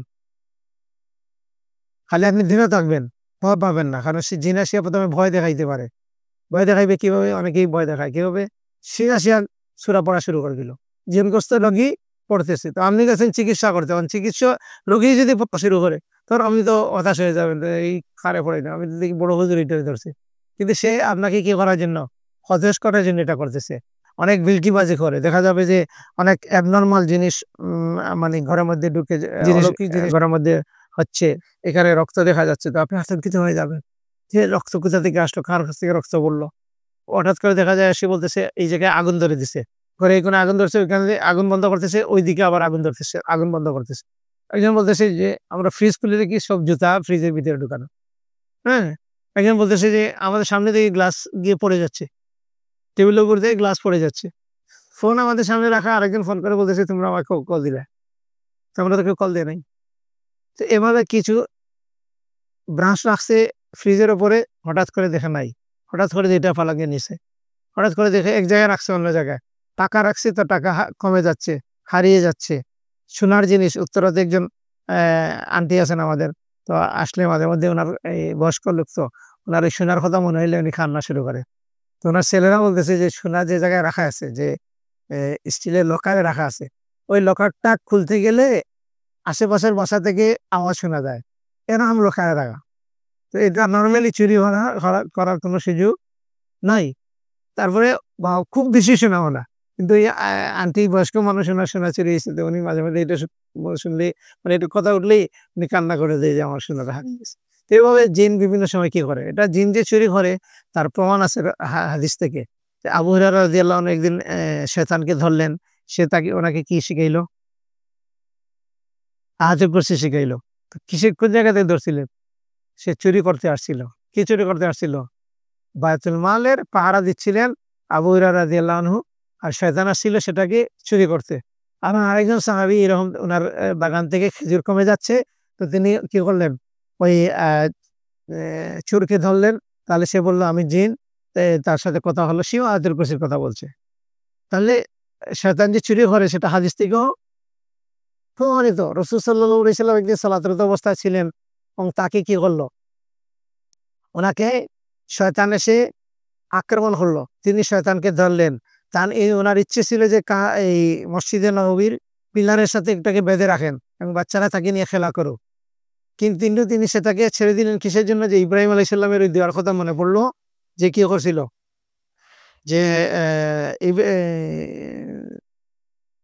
সুলাইমান নবী সাল্লাম, সুলাইমান আলাইহিস সালামের সেই দোয়ার কথা, সুলাইমান আলাইহিস সালাম দোয়া করলেন কি, যে ওনার তারে যেন এই ক্ষমতা অন্য কাউকে দেওয়া না হয়। এই জন্য রাসূল সাল্লাল্লাহু আলাইহি ওয়াসাল্লাম ওই দুয়ার কথা এবং সুলাইমান আলাইহিস সালামের ইজ্জত সম্মানের কথা চিন্তা করে তিনি ছেড়ে দিলেন। তাহলে রাসূল সাল্লাল্লাহু আলাইহি ওয়াসাল্লাম যদি জিনকে না ধরেন, হ্যাঁ, এটা যদি সুলাইমান আলাইহিস সালাম পরে আর কাউকে না ক্ষমতা দেওয়া হয়, তাহলে আমাদের যারা বলে যে জিনকে জবাহ করে ফেলে, জিনকে কি করে ফেলে, এই বোতলে ঢুকায় ফেলে, এই ইনফরমেশন গুলা কি কোরআন হাদিসের ঠিকই? এগুলো হচ্ছে ভুল তথ্য, এগুলো হচ্ছে মিথ্যা ইনফরমেশন, এগুলা দিয়ে মানুষকে প্রতারণা করা হয়।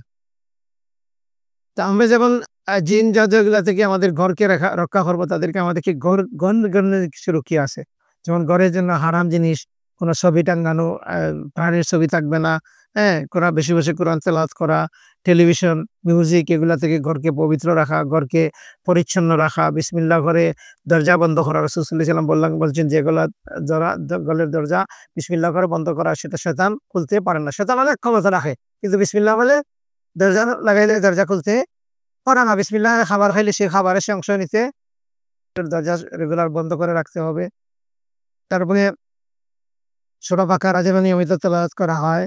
হ্যাঁ, তারপরে সাসপেক্টেড রিলেটিভ, আমরা যদি সাসপেক্টেড কোনো রিলেটিভ থাকে তার কাছ থেকে গিফটটা আমরা নেব, কিন্তু এটা ব্যবহার করব না। অনেকে আছে না যে শাশুড়ি হুজুরদের কাছে যায়, মাজারের থেকে যায়, পীরের কাছে যায়, বা স্বামী যায়, বা আছে ননদ যায়, হ্যাঁ, এখানে আছে না অনেকেই, মানে যারা এগুলোর সাথে জড়িত আছে, তাদের কাছ থেকে কি করতে, আপনি যদি এটা না নেন তাহলে তারা আপনাকে সন্দেহ করবে। এই জন্য আপনি কি করবেন, নেবেন এগুলা, জাস্ট এগুলা ব্যবহার না করে এগুলা ফেলে দেবেন এবং নিরাপদ দূরত্ব বজায় রাখবেন তাদের থেকে। যে এই বিষয়গুলো যেন আমরা খেয়াল রাখি, ঘরের প্রবেশের সময় সালাম দিয়ে প্রবেশ করি। রাসূল সাল্লাল্লাহু আলাইহি ওয়াসাল্লাম বিভিন্ন দুয়ার মাধ্যমে আমাদেরকে চিকিৎসা শিখাইছেন, হ্যাঁ? সাদাকার কথা বলছিলাম, আমরা আগেই বলছি যে রাসূল সাল্লাল্লাহু আলাইহি ওয়াসাল্লাম বলছেন সাদাকা হচ্ছে, তোমরা সাদাকার মাধ্যমে তোমাদের রোগীদেরকে চিকিৎসা করো। রাসূল সাল্লাল্লাহু আলাইহি সাল্লাম এই যে দোয়া শিখাইছেন, দোয়া হচ্ছে ২ ভাবে, হ্যাঁ? একটা হচ্ছে রোগী নিজের পক্ষ থেকে দোয়া, নিজে নিজের জন্য দোয়া করল। কিন্তু রোগী যখন আক্রান্ত হয়ে গেল, তখন দেখা যাবে অনেক সময় আপনি নিজে পড়লে এটা কাজে দিচ্ছে না। যেমন আপনি টিকা দিবেন কি করার জন্য? রোগ না হয়। কিন্তু হেপাটাইটিস হয়ে গেছে। এখন টিকা দিলে কাজ হবে? এখন আর টিকা দিলে কাজ হবে না। এখন অন্য অন্য চিকিৎসা চালাইতে হবে। তো একটা হচ্ছে রোগী নিজে আমল করবে। নিজে অ্যা সেলফ রুকিয়া করবে। কোরআন পড়বে প্রতিদিন। কোরআন পড়া পানি খাবে, তেল খাবে, মধু খাবে, কোরআন পড়া পানি দিয়ে গোসল করবে। হ্যাঁ? যেগুলা যে অলিভ অয়েল তেল, কোরআন পড়া অলিভ অয়েল তেল খাবে, কোরআন পড়া মধু খাবে, কোরআন পড়া পানি দিয়ে সে গোসল করবে। ৭ টা বরই পাতা মিশ্রিত পানি দিয়ে গোসল করবে সে আক্রান্ত হলে। তারপরে সে কি করবে? সে কালোজিরা খাবে, সে সোনাপাতা খাবে, হ্যাঁ? সে প্রয়োজনে হিজামা করাবে, সে অঙ্গ ধোয়া পানি ব্যবহার করবে। এগুলো সে করবে। কিন্তু অনেক সময় আছে দেখা যাবে যে অনেকেই কমপ্লেইন করে যে, "আমরা সব করে ঘুমাই। তারপরে দেখা যায় যে সাপ এসে আমাকে ধরতেছে। আমি দুঃস্বপ্ন থেকে বের হতে পারতেছি না।" বিভিন্ন ধরনের দুঃস্বপ্ন এসে আমাকে আক্রমণ করে। তাহলে দ্যাট মিনস হচ্ছে সে আক্রান্ত হয়ে গেছে। এবং তার জন্য এখন আলাদা কিছু ট্রিটমেন্ট লাগবে। হ্যাঁ? তাকে এখন অন্য কেউ তাকে রোকিয়া করতে হবে। তার সামনে কিছু করতে হবে। অনেক সময় আছে রোগী পড়তে চায়। আমরা অনেক সময় দূর থেকে তো অনেকেই ফোন দেয়। তার সামনে কিন্তু আমি বলতে পারি না যে আমাদের সেন্টারে আসো বা আমাদের কাছে এসে যোগাযোগ করো বা আমাদের কাছ থেকে সার্ভিস নাও। এটা তো সবার পক্ষে সম্ভব না। তো আমরা এখানে বলে দেই। কিভাবে বলে দেই? যে বলি যে আপনার ঘরে কে আছে যে আপনাকে সাপোর্ট দেবে? যেখানে যে আমি কোরআন পড়তে চাচ্ছি বা কোরআন ধরছি কিন্তু আমি একটু পড়ার পরে ৩-৪ দিন পড়ার পরে আমি অন্যমনস্ক হয়ে গেছি। আর ঘুম চলে আসছে। আমি অন্য কাজে চলে গেছি। অন্যদিকে আমার মন চলে গেছে। কিন্তু ঘরের সবাই মনে করতেছে যে আমি পড়তেছি। আপনারা হয়তো ঘরের সবাই জানেন যে আমার পড়া দরকার। আমার অসুস্থ, আমার পড়া দরকার। আমাকে পড়াতে বসাইছেন। কিন্তু আমি পড়তেছি না। আমি কিন্তু অন্যমনস্ক। কিতাব সামনে আছে কিন্তু আমি কোরআন পড়তেছি না। তো বা অনেক সময় পড়তে গেলে দেখা যায় ঘুম চলে আসে। অনেক সময় অনেক মহিলারা বলে যে কাজের চাপে আমি পড়তে পারি না। মানে মহা ব্যস্ততা চলে আসে। কোন সময়? ওই যখন কোরআন পড়তে যায়। এই সিজনে একটা বলল যে একটা ছোট বাচ্চা ৩ বছরের বাচ্চা সে কোরআন হাত থেকে নিয়ে যায়। কোরআন পড়তে দেয় না। কোরআন পড়লে কান্না শুরু করে। আযান শুনলে কান্না শুরু করে। আযান শুনলে শয়তানের কষ্ট হয়। কোরআন পড়লে শয়তানের কষ্ট হয়। এই ধরনের পরিস্থিতি যখন হবে তখন পরিবারের এক বা একাধিক ব্যক্তি তাকে সাপোর্ট দেবে, তাকে সামনে নিয়ে কোরআন পড়াবে। পড়া অবস্থায় তাকে তেল খাওয়াইবে, মধু খাওয়াইয়া কোরআন পড়তে বাধ্য করবে তাকে যে, "তুমি ০.৫ ঘন্টা পড়তেই হবে। ৪৫ মিনিট কোরআন পড়ো।" তখন ইনশাআল্লাহ আস্তে, আস্তে কি হবে? আস্তে, আস্তে এটা থেকে সে বের হয়ে আসবে। শয়তানের মধ্যে দুর্বল, সবল জিন বা জাদু বা ইভিল আই সবগুলোর মধ্যে সবল দুর্বল আছে। সব এক সমান না। সব বদনজর এক সমান না। সব জিন এক সমান না। সব জাদু এক সমান না। তো দুর্বল জিন তাহলে সে একটু পড়লেই বা একটু কি করলেই চলে যাবে। হ্যাঁ, হালকা যেটা ব্লাক ম্যাজিক তাহলে তাড়াতাড়ি সুস্থ হয়ে যাবে। আর যেটা মানি কঠোরভাবে জাদু করা হইছে, কঠোরভাবে সে ইভিল আই আক্রান্ত হইছে, তাদের একটু সময় লাগবে। তখন সে ধৈর্য ধারণ করে একটু টাইম নিয়ে আমলগুলা করতে থাকলে ইনশাআল্লাহ আস্তে, আস্তে এটা থেকে বের হয়ে আসতে পারবে। তো সর্বপ্রতি কি আছে আল্লাহর উপরে ভরসা থাকতে হবে, দোয়া থাকতে হবে এবং প্রচেষ্টা চালিয়ে যেতে হবে। হতাশ হওয়া যাবে না। কারণ শয়তান সেখানে হতাশ করার চেষ্টা করবে। যে বলতেছেন, "ও তুমি তো এই হুজুরের কাছে এতদিন এইগুলা পড়লাই, কোরআন পড়লাই, কোরআন শুনলাই, কোরআন পড়ে আমল করলা, এগুলা দিয়ে কাজ হচ্ছে না। অমুক হুজুরের কাছে গেলেই ভালো হয়ে যাবে।" এটা শয়তান এসে তাকে ভ্রান্তি দিতে পারে অথবা মানুষ শয়তান এসে আপনার বাসায়ও আসছে একজন, আসিয়া শুনছে আপনার ও ওই আমাদের পাশের বাসায় একজন পাশের বাড়িতে একজন আছে। উনার কাছে গেলেই তো ভালো হয়ে যায়। যায় উনার কাছে। এভাবে করতে, করতে কি হয় জানেন? এভাবে করতে, করতে মানুষ আসে ১৫ বছর তার মানে চলে গেছে। এই হুজুর, সেই হুজুর। কারণ একজনের কাছে গেলেই তো এ সে বলবে যে, "আমাদের এখানে আসছেন?" ওই যে আমরা যেরকম টাইম বলতে পারি না, ওরা তো আসলে টাইম বলে দেয়। বলে যে ৩ মাসে ভালো হয়ে যাবে। ৩ মাস চিকিৎসা চালিয়ে যান। ৩ মাস চালাইলো, ৩ মাস পরে ফায়দা পান নাই। তখন গেছে আরেক জায়গায়। আরেক জায়গায় গিয়ে ১ম হয়তো ৩ মাসে ১ম দিন গেছে একটু ভালো হয়ে গেছে। জিনিটা একটু সরছে। সরে কিছু আপনাকে ভেলকিবাজি দেখাইছে। মানে কিছুদিন সুস্থ থাকছে তারপরে আবার চলে আসছে। এইভাবে ঘুরতে, ঘুরতে দেখা যায় ১৫ বছর চলে গেছে। ১৫ বছর পরে আসিয়া বলে যে, "আমার তো তাবিজ দিয়ে দেবে।" ওই সে তান্ত্রিক কিন্তু নামটা দিছে লাইলটা হচ্ছে রুকিয়া শরিয়া। আবার ম্যাক্সিমাম আছে যারা কি করে, যারা কিছু রুকিয়া দেয়, কিছু ঝাড়ফুঁক দেবে আর কিছু তাবিজ তোমার এগুলো চিকিৎসা করবে। মানে 50-50 50% হচ্ছে তাদের শিরকি চিকিৎসা আর 50% হচ্ছে সরল সম্মত চিকিৎসা। আর এর বিপরীতে আরেকটা শ্রেণী আছে যারা 100% রুকিয়া নবী আপনাকে কোনো রুকিয়া শিরকিয়ে দেবে না, কিন্তু এই রুকিয়ার সাথে মেল প্র্যাকটিস করবে। যেমন সে বারবার বলবে যে আপনাকে রুকিয়া করতে হবে। তো রুকিয়া প্রতি সেশনে তার কাছে রুকিয়া করতে গেলে সেজন্য চার্জ করবে। ২,০০০, ৩,০০০ চার্জ করবে। অনেকে ৫,০০০, ১০,০০০ পর্যন্ত চার্জ করে। তো বারবার রুকিয়া করতে যাবেন। কিন্তু আসলে এটার দোহান নাই। কারণ আপনি সেলফ রুকিয়া আপনি নিজে যদি কোরআন পড়তে পারেন, আপনার ঘরে কেউ যদি আপনার সাথে কোরআন পড়তে পারে, তো আপনি আসিয়া আরেকজনের কাছে গিয়ে কোরআন শোনার দরকার আছে? কিন্তু সেইটা সে শিখাবে না। সে পুরা গাইডলাইন দেবে না। তার টার্গেট হচ্ছে যে আপনি যেন বারবার তার কাছে আসেন। এইটাও চলতেছে। এজন্য আপনাকে প্রত্যেকটা কাজ মানি আ কি করতে হবে? মানে সতর্কতার সাথে করতে হবে। আল্লাহ সুবহানাহু ওয়া তাআলা আমাদেরকে হেফাজত করুন, বুঝার তৌফিক দান করুন। যারা এখন যেটা করে যেমন রুকিয়ার সেশন রুকিয়া বলবে যে ১০ টা সেশন লাগবে। সেদিন একজন বলতেছে ওই ঢাকার বাইরে কোথা থেকে বলতেছে যে, আমাকে বলছে অতটা সেশন লাগবে। তো বলছে যে 50% ডিসকাউন্ট আছে, ডিসকাউন্ট দিয়ে এত টাকা দিয়ে কি করতেছে। কারণ সে অতগুলা রুকিয়া সেশন করতেছে। আমাদের এখানে এই আমরা যখন এই ১২ নম্বর সেক্টরে বের হই, যেকোনো জায়গায় পাবেন সুরা পাতার ট্যাবলেট পাওয়া যায়, পাউডার পাওয়া যায়, পাতা পাওয়া যায়। হ্যাঁ? রাসূল সাল্লাল্লাহু আলাইহি ওয়াসাল্লাম বলছেন বেস্ট অফ দ্যা মানে মিথ্যে ছাড়া সব রোগের চিকিৎসা। আবার অনেকে রুকিয়ার নামে কি করতেছে? হ্যাঁ, রুকিয়ার নামে অনেকেই কি করতেছে যে রুকিয়া করতে গিয়ে জিনে যে আক্রান্ত রোগীর যখন চিকিৎসা করতেছে, ওই জিন যা বলতেছে ওইটা সে ওই ওর কাছ থেকে ইনফরমেশন নিয়ে কাজ করতেছে। মানে ইনডাইরেক্টলি সে জিনের উপরে ডিপেন্ডেন্ট হয়ে যাচ্ছে। সে নিজেই বুঝতেছে না। সে বলতেছে রুকিয়া করতেছে। সে রোগীকে কোরআন তেলাওয়াত করছে। তো জিন হাজির হয়ে বলতেছে অমুক জায়গায় আমাকে গাইড দিছে, আমাকে ওই করছে, সেই করছে। আমরা এগুলা শোনার দরকার নাই। আমরা কোরআন পড়তে থাকবো, সে ভাগবে। কিন্তু রাকিরা কি করতেছে এগুলার দ্বারা ডিপেন্ডেন্ট হয়ে কি করতেছে? মানে চিকিৎসা জিনের উপরে ডিপেন্ডেন্ট হয়ে যাচ্ছে। এগুলা থেকে আমাদেরকে বেঁচে থাকতে হবে। এ ধরনের মেল প্র্যাকটিস থেকে আমাদেরকে অ্যা বাঁচার জন্য চেষ্টা করতে হবে। ইস্তেখারার বিষয়ে আপনাদেরকে ইতিমধ্যে বলছি। অ্যা আমরা আমরা সবাইকে সেলফ রুকিয়ার প্রতি উৎসাহিত করি এবং নিজের রুকিয়া করার মতো অ উপকার আর কিছুতে নাই। সমস্যা যখন আমারই তো আল্লাহর সাথে কাছ থেকে সমাধান নিতে হবে। হ্যাঁ? এজন্য আমরা সেলফ রুকিয়া করব এবং পরিবারের সবাই মিলে যদি সাধারণত কি হয়? যেহেতু ওই যে ঢাকা শহরে আপনারা উচ্চবিত্ত ফ্যামিলি যারা আছে, অনেকেই আছে যে মা-বাবা এগুলো বিশ্বাসই করে না। জিন জাদু এগুলা বিশ্বাস করে না। আর এগুলা চিকিৎসা আছে এগুলা বিশ্বাস করে না। অনেক মেয়েরা আমাদের কাছে আসে বান্ধবীকে নিয়ে বা এই বান্ধবীর মাকে নিয়ে যে আমার পরিবারে তো এগুলা বিশ্বাস করে না। আবার অনেকেই আছে এগুলা নিলে এই তেল নিয়ে মধু নিয়ে এগুলা বাসায় রাখলে এগুলা ফেলে দেয়। হয় এগুলা কোথা থেকে নিয়ে আসছে? এগুলা কি? ডাক্তারের কাছে যাও। মানে ডাক্তারের কাছে নিবে কিন্তু ডাক্তার তো চিকিৎসা মানে প্রবলেম খুঁজে পাচ্ছে না। হ্যাঁ? ডাক্তার গেলেই ডিপ্রেশনের ওষুধ দিচ্ছে, ঘুমের ওষুধ দিচ্ছে। এগুলা তো রোগী নিজে খেয়ে বুঝতেছে যে এটা তো আমার জন্য সুইটেবল না। আমার জন্য আমার স্বাভাবিক জীবনযাত্রাকে নষ্ট করে দিচ্ছে। তো এইভাবে কি করতেছে?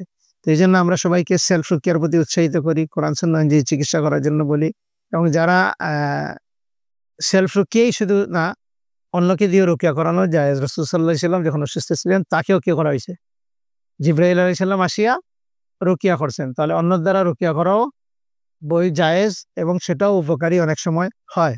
তো এজন্য দুটাই যাতে সমন্বয় থাকে এই বিষয়ে যেন আমরা সচেষ্ট হই। আল্লাহ সুবহানাহু ওয়া তাআলা আমাদেরকে এই ধরনের জিন, জাদু এবং বদনজরের চিকিৎসায় শরীয়ত সম্মত চিকিৎসা গ্রহণ করার তৌফিক দান করুন এবং রুকিয়া শিরকিয়া থেকে আমাদেরকে আল্লাহ সুবহানাহু ওয়া তাআলা হেফাজত করুন।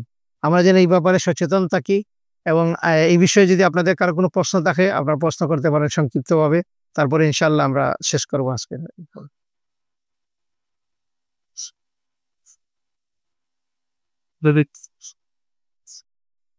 মহিলাদের কোনো প্রশ্ন থাকলে লিখিতভাবে পাঠিয়ে দেবেন ইনশাআল্লাহ, হ্যাঁ? হ্যাঁ। আমার একটা প্রশ্ন আমি একটু আপনি পরে স্টেজে